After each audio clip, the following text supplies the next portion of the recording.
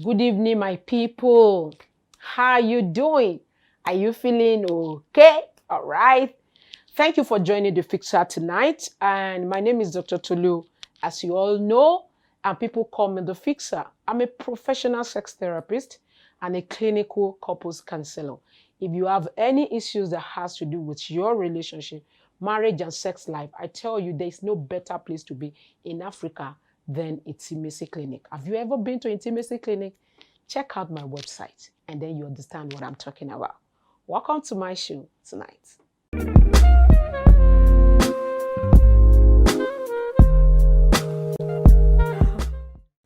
My question tonight says, good morning, ma.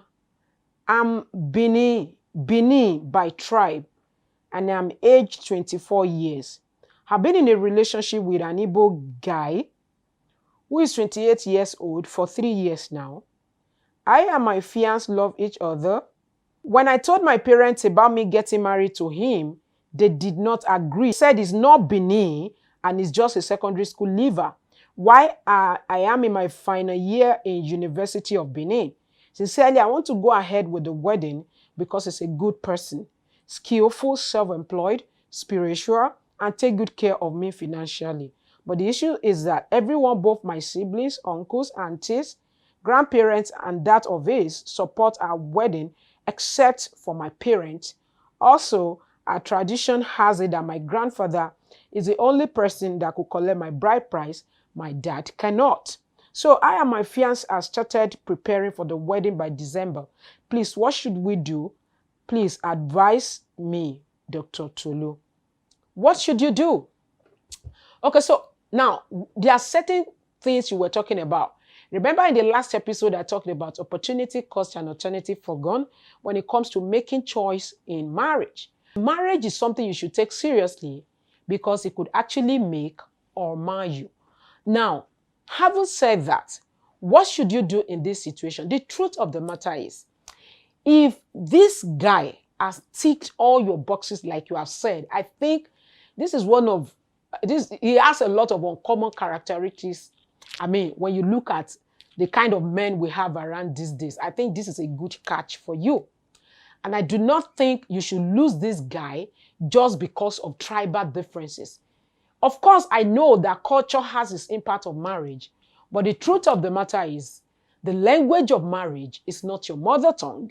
So you need to understand that there is more to marriage than culture, even though it is much more important. So what should you do? Everybody is on your side apart from your dad and your mom.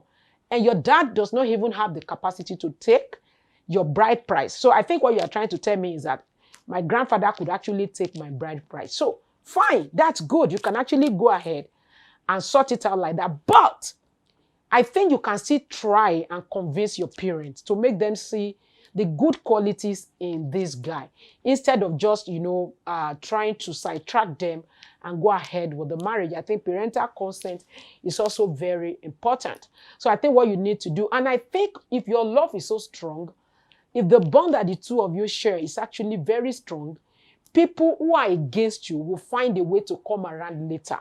Just concentrate on yourself. Keep preparing for your wedding. Keep making them to see that this is the right decision. Keep making effort to convince them and then go ahead with your plan. I think that's the right thing to do. Okay? I hope I've been able to help you, Bini girl. All right. Thank you guys for joining me tonight. I will see you tomorrow.